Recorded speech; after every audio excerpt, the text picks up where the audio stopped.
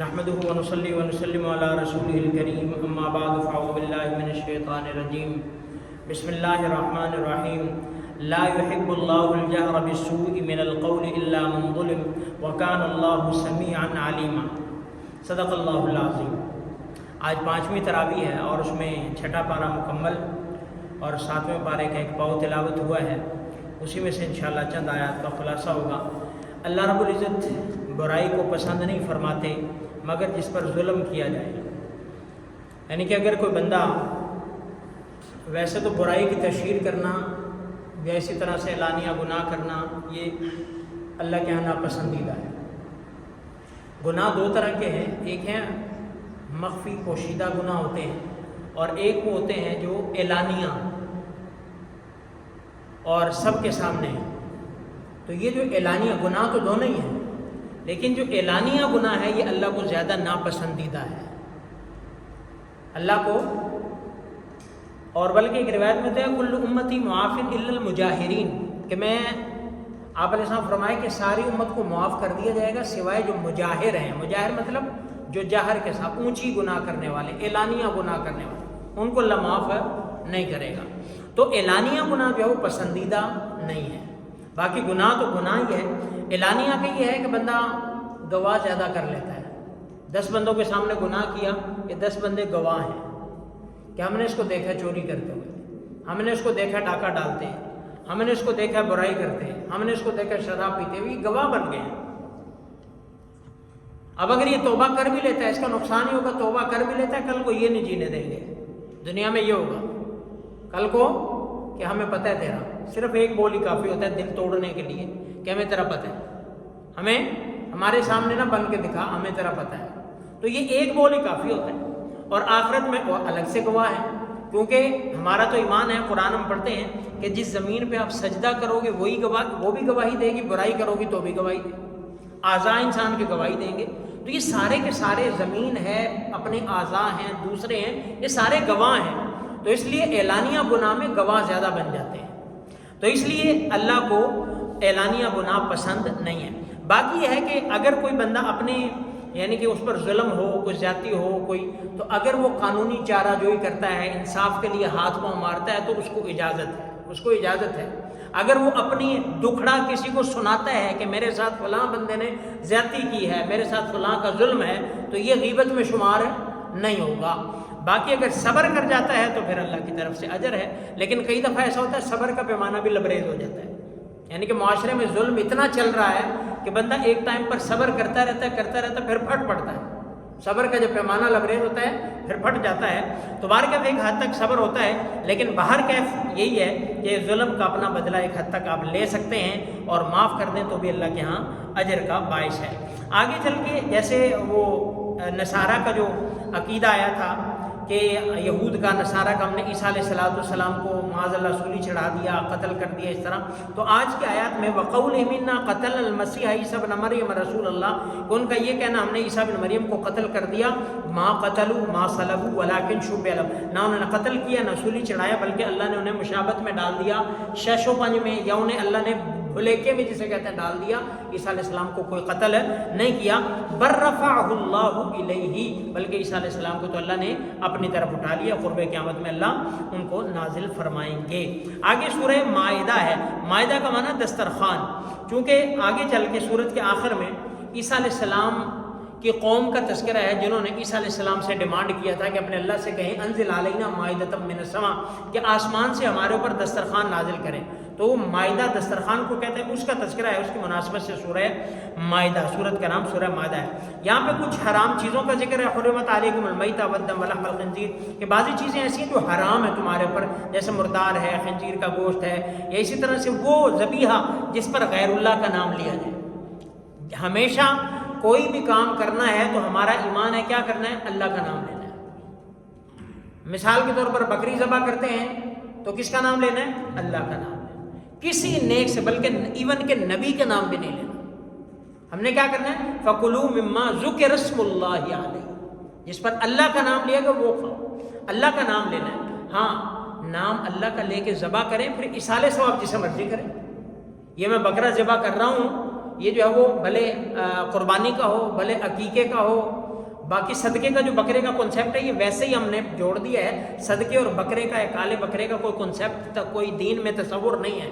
ہاں ویسے ہی صدقہ کر دیں, کالے کی کوئی قید نہیں ہے, گوشت کی ضرورت ہے کسی کو دے دیں وہ ایک الگ معاملہ ہے. لیکن بکرا, مرغی, خون بنیادوں میں ڈالنا, مارنا, اوپر سے گھمانا یہ کچھ نہیں ہے. آپ کو وہ راوی پہ پہلے کھڑے ہوتے تھے میرے خیال, اور اکثر جگہوں پہ کھڑے تھے شاپر لے کے وہ وار کے چلو جی, تو یہ دین میں نہیں ہے. یہ دین میں آپ وہی شاپر کسی غریب کو گوشت کا آدھا کلو دے دیں, اس کا ایک ٹائم کا کھانا پکے گا, اس کے بچے دعائیں دیں گے, اس کے بچے دعائیں دیں گے. ہاں آپ کے پاس اتنا فالتو ہو گیا ہے کہ سارے لوگ ہی, سارے عمر بن عبدالعزیز رحمۃ اللہ علیہ کے دور میں ہوتا تھا کہ زکوٰۃ لینے والا کوئی نہیں تھا. سارے اتنے ماشاءاللہ ہو گئے کہ کسی کو ضرورت نہیں ہے. اللہ کرے وہ وقت آئے کسی کو ضرورت نہیں ہے, پھر جو ہے وہ آپ پرندوں کے لیے دانے ڈالیں, پھر اوپر جانوروں کے لیے ڈالیں, پھر وہ کریں, وہ ایک الگ ہے. لیکن اگر آپ کے دیکھتے نظر آ رہے ہیں لوگ بھوکے مر رہے ہیں تو پھر پہلے انہیں دینا چاہیے. تو خیر, تو اللہ کا نام جس پر لیا جائے, غیر اللہ کا نام. آگے پھر مردار ہے جو لڑک کے مر جائے, چوٹ سے مر جائے وہ, اور اسی طرح پہاڑی سے گر کر مر جائے, جو بھی وہ سارے کے سارے کیا ہیں حرام ہیں. حلال وہی ہے جس پر اللہ کا نام لیا ہو اور اس کا خون نکالا ہو, رگیں کاٹی ہوں, یہ جانور کیا ہے حلال ہے. باقی جو تبھی موت مر گیا دائیں بائیں سارے کیا ہیں حرام ہیں. یا ایھا الذین آمنوا اذا قمتم الی الصلاۃ, وضو کے 4 فرائض ہیں ہمیں پتہ ہے. اذا قمتم الی الصلاۃ, جب تم نماز کے لیے کھڑے ہو تو فاغسلوا وجوہکم, اپنا چہرہ دھو لو, وایدیکم الی المرافق, اپنے ہاتھ کونیوں سمیت دھو لو, وامسحوا برؤوسکم, اپنے سر کا مسح کر لو, وارجلکم الی الکعبین, اور اپنے پاؤں ٹخنے سمیت. یہ وضو کے 4 فرائض ہیں, ان کے یہاں پہ ذکر ہے. آگے اور نجاست جو ہے وہ اگر جنابت ہو تو اس کے لیے پھر تم مزید پاکی حاصل کرو, اور اگر پانی نہ ملے پھر تیمم کا تذکرہ ہے. آگے وَاتْلُ عَلَيْهِمْ نَبَأَ بَنِي آدَمَ بِالْحَقِّ إِذْ قَرَّبَا, آدم علیہ السلام کے 2 بیٹوں کا تذکرہ ہے, حابیل کا اور قابیل کا. آدم علیہ السلام جب ابتدائی آفرینش تھا, ابھی کچھ بھی نہیں تھا, نہ کوئی بچہ, نہ کوئی عورت, نہ مرد, نہ کوئی کچھ بھی نہیں تھا, سن سناٹ تھا. تو اس وقت آدم علیہ السلام اور اسی طرح حضرت حوا کا جب اللہ نے ملاپ کرایا تو اس وقت جو اولاد ہوتی تھی نا, حضرت حوا کو جڑواں بچے ہوتے تھے, صبح لڑکی لڑکا, شام لڑکی لڑکا. تو جو جڑواں پیدا ہوتے تھے وہ آپس میں نکاح حرام ہوتا تھا ان کا.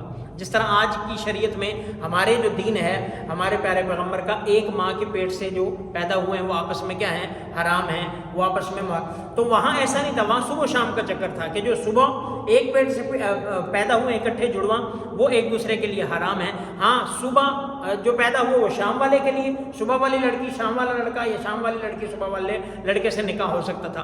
اور کہہ لیں کہ جو قابیل کے ساتھ جو لڑکی پیدا ہوئی وہ کہتے میں نے اسی سے نکاح کر دیا, میں نے اس سے, اسی بات پر ان کا جھگڑا ہو گیا. اللہ نے ان کا فیصلہ کیا, آدم علیہ السلام کو قربانی کرو اللہ کے حکم سے, جس کی قبول ہوگی وہ اس کے ساتھ کر لے گا. تو وہ حابیل نے بھی کی, قابیل نے بھی کی. حابیل کی جو ہے وہ قبول ہوگی, قابیل کی رد ہوگی.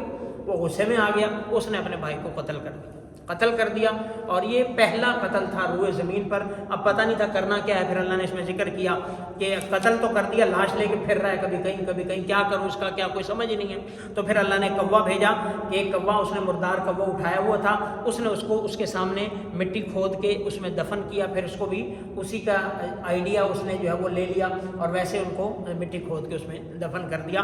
تو یہ پہلا قتل ہوا تھا, اور قیامت تک جتنے بھی قتل ہوں گے قابیل کو اس کا گناہ ملتا چلا جائے گا. قابیل کو, اس لیے جو برائی کو شروع کرتا ہے نا, آگے جتنے بھی کرتے چلے جائیں گے برائی میں اس کرنے والے کا حصہ ضرور ہوگا. اور اس کے برعکس جو نیکی کرتا ہے, جتنے بھی نیکیاں کرنے والے کرتے چلے جائیں گے, پہلے نیکی کرنے والے کو اس کا حصہ ملتا چلا جائے گا. تو اس لیے کوشش کریں ہم نیکی کا پارٹ بنے, بدی کا پارٹ نہ بنے. آگے چور کی سزا ہے, وہ سارے کا تو فقط وہی دے ما جزاء بما کسب نکالا من اللہ. جو چوری کرے, مرد ہو یا عورت ہو, ان کے ہاتھ کاٹ دو. تو یہ شرعی سزائیں ہیں. عام طور پر قرآن میں جو احکامات ذکر ہوتے ہیں نا, مرد کا ذکر ہوتا ہے, عورتیں ساتھ ہی شامل ہوتی ہیں. لیکن یہاں عورت کو بھی الگ سے مینشن کیا ہے, کیونکہ حدود ہیں, حدود جو ہے تھوڑے سے شبے سے بھی ساکت ہو جاتی ہے. تو عورت کو بھی ذکر کیا ہے کہ عورت بھی چوری کر لے تو اس کو بھی پکڑ لو. اس کو بھی, آج کل کا تو دور ایسا ہے, کتنی عورتیں رگے ہاتھوں پکڑی جاتی ہیں, کوئی سونار کی دکان پہ, کوئی کپڑے والے کی دکان پہ, کوئی کہیں پہ. اب وہ اللہ معاف کرے, برقعوں کا بھی جو ہے وہ تقدس پامال کرتی ہیں, برقعے پہن جاتی ہیں, بڑی چادریں پہن جاتی ہیں, اس میں کپڑے چھپا لیے, اس میں کوئی سونار کی کوئی چیز, قیمتی چیز چھپا لی, اور ایسی وارداتیں کرتی ہیں. کیونکہ اکثر اب اس سے کیا ہوتا ہے, یہ اوور آل ہمارا المیہ ہے کہ ہم شاعر کو ان کا مس یوز کرتے ہیں, اس کی وجہ سے ان کا تقدس پامال ہوتا ہے. ان کا، حالانکہ شاعر کا تو کوئی قصور نہیں ہے، اسلام کا کوئی قصور نہیں ہے. اور کیا وجہ کیا ہے اسلام کے بدنام ہونے کی؟ میرے جیسے، ہمارے جیسے مسلمان ہم بدنام کروا دیتے. تو اسی طرح برقع اور پردہ اس کا بھی کوئی قصور نہیں ہے، لیکن ایسی بدذات عورتیں جو ہے وہ، تو شریعت نے ان کا بھی یہی حل کیا ہے کہ جو بھی کرے اس کا پھر ہاتھ کاٹو، پھر دوبارہ تاکہ کوئی نہ کرے. لا تتخذوا اليهود والنصارى اولیاء بعضهم اولیاء بعض، یہود اور نصارہ یہ آپس میں ایک دوسرے کے تو دوست ہو سکتے ہیں، تمہارے نہیں. ومن يتولهم منكم فانه منهم، جو ان میں سے، تم میں سے کوئی ان کے ساتھ دوستی کرے گا وہ سمجھو انہی میں سے، وہ کیا ہے؟ انہی میں سے ہے. تو اس لیے یہود اور نصارہ یہ ایسی چیزیں ہیں، ایسی بیماریاں ہیں کہ ان کے ساتھ کوئی بھی تعلق. ہاں ولن ترضى عنك اليهود ولا النصارى حتى تتبع ملتهم، ان کا دین اپنا لو پھر تو یہ تمہارے ساتھ ہیں، وگرنہ یہ تم سے کبھی بھی راضی نہیں ہوں گے، بلکہ الٹا تمہیں گرانے کی، تمہیں نیچا دکھانے کی کوشش کرتے رہیں گے، جیسا کہ ہو رہا ہے. آپ دیکھ رہے ہیں پوری دنیا پہ انٹرنیشنلی مسلمانوں کو نیچے کیا جاتا ہے، مسلمان کو کچھ چھوٹا سا بھی کر دے اس کو اچھالا جاتا ہے، اور کافر اور یہ یہود اور نصارہ اور خونوں کی ندیاں اور دریا بہا دیں، کو پوچھنے والا ہی نہیں. پھر یہ معصوم کے معصوم ہی ہیں، پھر یہ صلح جو ہیں، اور پھر یہ امت کے خیر خواہ ہیں، پھر یہ بچوں کے خیر خواہ ہیں، پھر یہ عورتوں کے خیر خواہ ہیں، پھر یہ آزادی رائے کے جو ہے وہ پاسدار ہیں. یہ سارا کچھ کر کے بھی کیا ہیں؟ پاک صاف ہیں. تو باہر کیا؟ تو یہ کبھی بھی تم سے راضی نہیں ہوں گے. یا ایھا رسول بلغ ما انزل الیک من ربک، اے پیارے پیغمبر جو اللہ نے آپ پر وحی نازل کی، آپ اس کی لوگوں کو تبلیغ کریں، لوگوں تک پہنچا دیں. کسی کی پرواہ نہ کریں، کوئی راضی ہوتا ہے، کوئی ناراض ہوتا ہے، کوئی خوش ہوتا ہے، کوئی قبول کرتا ہے، کوئی نہیں کرتا، آپ پہنچا دیں. بس قبول کرے گا اس کا فائدہ، نہیں کرے گا اس کا نقصان، لیکن آپ کا کام کیا ہے؟ پہنچا دینا. آگے پھر نصارہ کی تردید ہے آیت کے آخر میں، لَتَجِدَنَّ أَشَدَّ النَّاسِ عَدَاوَةً، کہ ایمان والوں سے جو نفرت کے اعتبار سے سخت نفرت کرنے والے یہود اور مشرک ہیں، اور ان میں سے جو تھوڑے سے کم ہیں وہ نصارہ ہیں. وہ کیا ہیں؟ نصارہ ہیں. لیکن اس وقت کی بات آئے تو نصارہ بھی ساتھ ہی ہیں، نصارہ بھی کیا ہیں؟ ساتھ ہی ہیں، بھی بڑے متشدد ہیں. آگے 7ویں پارے کا شروع، وَإِذَا سَمِعُوا مَا أُنزِلَ إِلَى الرَّسُولِ تَرَىٰ أَعْيُنَهُمْ تَفِيضُ مِنَ الدَّمْعِ، یہ وہی پھر اسی پر ہے کہ نصارہ تھوڑے سے کم ہیں. حضرت جعفر طیار کا واقعہ، نجاشی کے پاس گئے تھے اور پناہ لینے کے لیے، تو اس نے پناہ دی تھی. پھر ان کو جب قرآن سنایا تھا تو اس کا ذکر ہے کہ اس کی آنکھیں بہہ پڑی اور وہ پسیج گیا، اور پھر بعد میں اس نے کہتے ہیں اسلام بھی قبول کر لیا. آپ علیہ السلام کے بعد حاضر نہیں ہو سکا، لیکن اس نے اسلام قبول کر لی. آگے قسم کے کفارے کا ذکر ہے کہ لا یؤاخذکم اللہ باللغو فی ایمانکم ولکن یؤاخذکم بما عقدتم الایمان، اللہ تمہاری لغو قسموں میں تمہاری پکڑ نہیں کرتا، لیکن یمین منعقدہ میں. قسم کی اصل میں 3 قسمیں ہیں، یمین لغو، یمین غموس، یمین منعقدہ. یمین لغو کیا ہے کہ بندہ ویسے ہی جانے انجانے میں قسم اٹھاتا رہتا ہے، اس کو پتہ نہیں ہے لیکن ویسے ہی قسم اٹھا دی، کسی بات کا پتہ نہیں ہے. یہ یمین لغو ہے. اس میں یعنی کہ یا یہ اس کی یہ تعریف کر لیں کہ مثال کے طور پر کسی بندے کو حال اصل حقیقت معلوم نہیں ہے، اصل حقیقت جو بیان کر رہا ہے اس کو معلوم نہیں، اپنی طرف سے وہ سچ کہہ رہا ہے لیکن وہ ہے غلط. مثال کے طور پر میں کہتا ہوں جی عشاء کی نماز میں کیا نام ہے بھائی سجاد صاحب آئے تھے، یا میں کہتا ہوں نہیں آئے تھے، میری نظر نہیں پڑی، میں نے کہا نہیں آئے، لیکن وہ پیچھے صف میں کھڑے تھے. اب میں اس پہ قسم اٹھا دیتا ہوں وہ نہیں آئے. اب میں اپنی معلومات کے لحاظ سے کیا کہہ رہا ہوں؟ ٹھیک کہہ رہا ہوں قسم، لیکن اصل میں غلط ہے. تو یہ یمین لغو ہے جس میں گناہ بھی نہیں ملتا کیونکہ جان بوجھ کر جھوٹ نہیں، اور کفارہ بھی کوئی نہیں. یمین غموس ہوتی ہے جب بندہ کو پتہ ہو، مجھے پتہ ہے کہ سارے حضرات بیٹھے ہوئے ہیں، میں کہوں نہیں اللہ کی قسم آئے نہیں، بھائی سے زیادہ ہے نہیں، میں قسم اٹھا جاؤں، تو یہ جھوٹ ہے، یہ جھوٹی قسم ہے. اس میں گناہ ہوگا، کفارہ نہیں. گناہ ہوگا، میں مجرم ہوں گا، گناہ کبیرہ ہوگا، لیکن کفارہ پینلٹی نہیں ہے، کوئی مالی اس میں تاوان نہیں ہوگا. تیسری ہے یمین منعقدہ. یمین منعقدہ ہوتی ہے ان فیوچر کسی چیز کی قسم اٹھانا، کہ میں آپ کو کوئی چیز میں وعدہ کرتا ہوں کسی کے ساتھ، مثال کے طور پر آپ کو میں کوئی چیز دوں گا، لیکن پھر میں مکر جاتا ہوں، نہیں دیتا. میں یا فلاں جگہ نہیں جاؤں گا، پھر میں چلا جاتا ہوں، یا فلاں جگہ جاؤں گا پھر میں نہیں جاتا. قسم اٹھا کے میں کہتا ہوں کہ میں وہاں جاؤں گا ان فیوچر، لیکن میں نہیں جاتا. تو یہ کیا ہے؟ یمین منعقدہ ہے. یہ اگر غلط کی یعنی کہ قسم توڑ دی، گناہ بھی ہوگا، کفارہ بھی، گناہ بھی ہوگا، کفارہ. تو یمین لغو کہ بندے کو اندر سے جھوٹا نہ ہو لیکن جھوٹ نکل آئے انجانے میں، تو یہ نہ گناہ ہے نہ کفارہ ہے. اور یمین غموس کیا ہے؟ اندر سے جھوٹ ہے، اندر سے کیا ہے؟ جھوٹ ہے. تو اس میں کیا ہے؟ کفارہ نہیں ہے، گناہ ہے.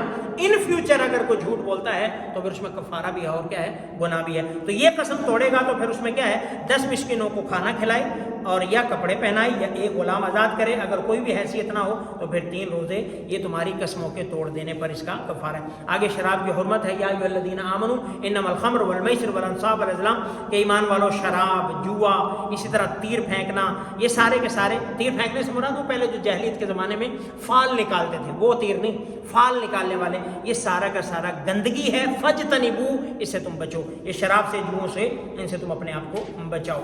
آگے پھر آخر میں عیسیٰ علیہ السلام کا ہی ذکر ہے کہ عیسیٰ علیہ السلام سے اللہ کہیں گے آپ نے کہا تھا کہ آپ لوگوں کو یعنی کہ آپ کو لوگ معبود بنائیں. تو اللہ عیسیٰ علیہ السلام کہا رسول اللہ میں تو ایسے نہیں کہہ سکتا نا, میں نے تو یہ کہا تھا کہ تم ان اعبدوا اللہ ربی و ربکم, تم اس اللہ کی عبادت کرو جو میرا بھی رب ہے تمہارا بھی رب ہے. انہوں نے الٹا مجھے رب بنا لیا, تو میں نے نہیں کہا. یا اللہ تو کنت علیہم شہیدا ما دمت فیہم فلما توفیتنی کنت انت الرقیب علیہم وانت علی کل شیء شہید. مالک تو ہر چیز سے واقف ہے, میں نے ایسا کچھ نہیں کہا. تو یہ عیسیٰ علیہ السلام اپنی برات کریں گے. تو اس لیے جب کسی کی کوئی کرامت, کوئی اچھائی نظر آئے تو اس کو نہیں معبود بنانا, جس کی وجہ سے کرامت اور اچھائی ملی ہے اس کو معبود بنانا ہے. وہ بندہ بزرگ ہے, نیک بندہ ہے, بزرگ کس وجہ سے بنا ہے؟ وہ اللہ اور اس کے رسول کی اطاعت سے بنا ہے. تو بزرگ کی نہیں پاؤں میں پڑ جانا, اسے خدا بنا لینا, بلکہ جس کی وجہ سے بنا ہے اس اللہ کے, اس کی طرف اپنا کنیکشن مضبوط کرنا ہے. اللہ رب العزت سے دعا اللہ عمل کی توفیق عطا